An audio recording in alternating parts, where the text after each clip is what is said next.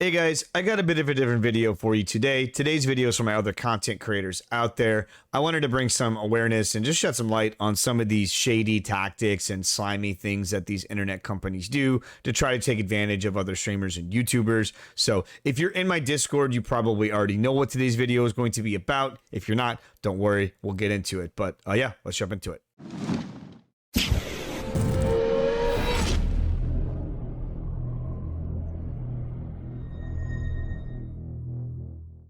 So first things first, if this is your first time here, don't subscribe, as this is not the kind of content that I usually put out. I don't even really know what this is. A vlog, a memoir, Peter Jackson's award-winning The Lord of the Rings trilogy, extended edition with never-before-seen sequences and behind-the-scenes footage. I don't know. I primarily make gaming content, and I've been pretty focused on PoE as of late. So if you like that kind of content, then feel free to sub. I mean, it's not like I'm going to complain if you do sub, but I just want to set realistic expectations here. So I've been on the internet a long time, like a really long time. Now, before you give me the, okay, grandpa, let's get you to bed, hear me out. I streamed on Twitch for almost 7 years, and I've been on YouTube for a little over 5 years. I have my ups and downs with Twitch. I was pretty close to partnership. I was doing a lot of Dark Souls challenge runs, and then I got burnt out and switched categories and lost all my viewership. And then as far as YouTube goes, I only recently started focusing on YouTube. Before I was kind of doing it as a side gig to Twitch, but as of late it's been my primary focus. So the purpose of me telling you that is I've been around the block. I've seen some shit. So I've seen a ton of different predatory tactics used, and I've even fallen for some of them myself. The biggest thing I've seen a lot of smaller content creators fall for is the quote-unquote sponsorships. A lot of people don't know, or maybe don't realize, that there's a difference between being sponsored and being a brand ambassador.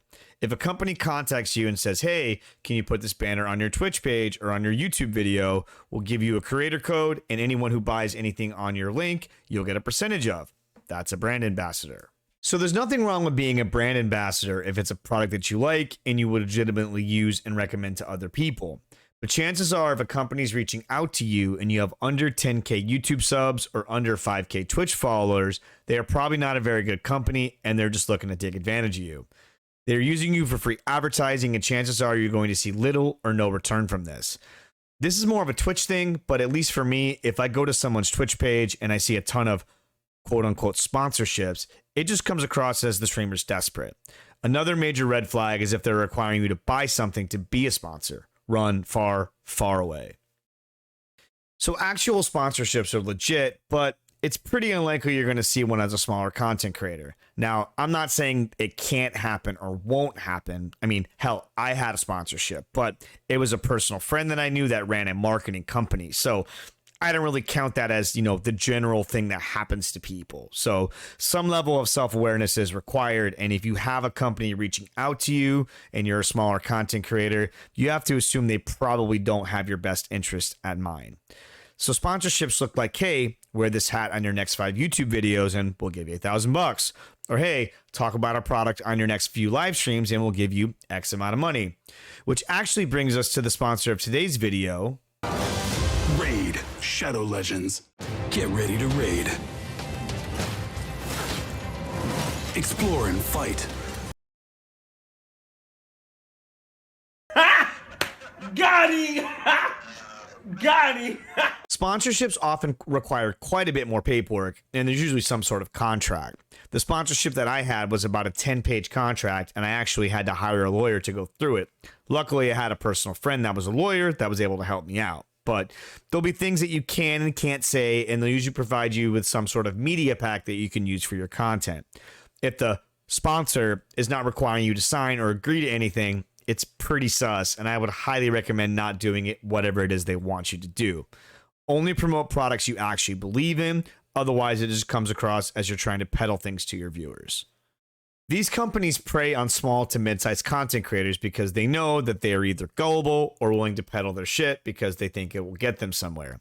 I hate to break it to you, but that chalky sparkle fairy gamer juice is not going to grow your channel or your brand.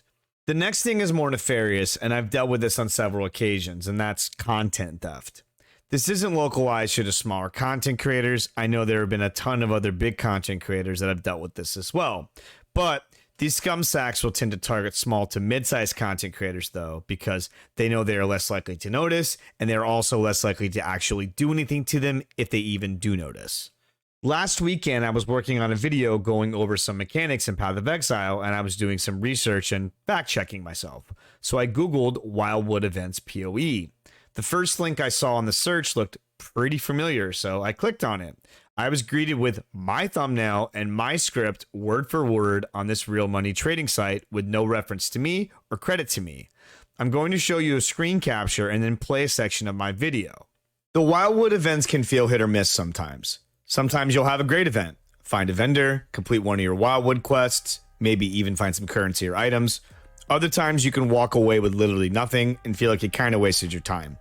No one likes wasting their time, so I'm going to give you a tip to almost guarantee you will find at least one event in the Viridian Forest, if not 2, 3, or all 4 events.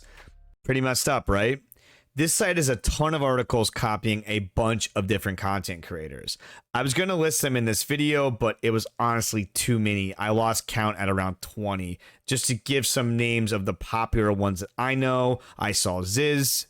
As far as Path of Exile content creators, I saw Ziz, I saw Crouching Tuna, I saw Path of Exile builds, and that's not to name even the Diablo 4 content, the World of Warcraft content. I'm sure every single one of those is a forgery. So I'll put the link in the description so you guys can look and see any that jump out to you. But literally every single article that I found, I saw someone else's thumbnail and someone else's script. They have since taken my post down, but it was only because I noticed and I raised a shitstorm. If I hadn't have noticed and hadn't have said anything, the post would still be up and people would think that I support RMT, which I don't. So if you're a small to mid-sized content creator, periodically check up on your content and make sure no one's jacking your stuff. Check on YouTube, Google your channel name, check any videos you might have had some decent traction on. People are really scummy, and you don't want someone taking credit for your hard work and you getting nothing in return. I periodically do this on all the different types of content that I create, and I've seen everything from people trying to take my Instagram posts and crop my logo out. I've had people upload my entire videos to YouTube, to their YouTube page, and now this blatant theft of my video. So this kind of thing happens all the time, and there have been huge content creators that have been accused of content theft and or plagiarism. So keep an eye out on your stuff, and if you see somebody copying your content, immediately screenshot it or save it. That way you have the evidence in case they change it and try to call you a liar. You will literally have the receipts. If they have a Twitter, tweet at them or X at them or whatever the site's called now. Check their website and see if they have contact information and email them and show them a side-by-side comparison of your content and their plagiarism. If they have a Facebook page, comment on their Facebook page. Try to make this as public as possible so you can get as many eyes on it as possible. Not only do you want people to rally to your cause, but you also want to shed light on the fact that these people are scumbags. Tell them if they don't credit you or take down the video or the post, you'll take legal action. You probably can't actually do that if you're a smaller content creator, but usually the threat alone is enough for them to remove the theft. It's really a shame that people are this scummy. I wish this was not something that we had to worry about, but it is. As if being a small content creator wasn't hard enough, now you have to worry about bigger content creators or shady companies stealing or copying your stuff and giving you no credit. Stay vigilant out there, guys, and don't let anyone take credit for your hard work. Thanks for watching. We'll be back to regular content in the next video. See ya.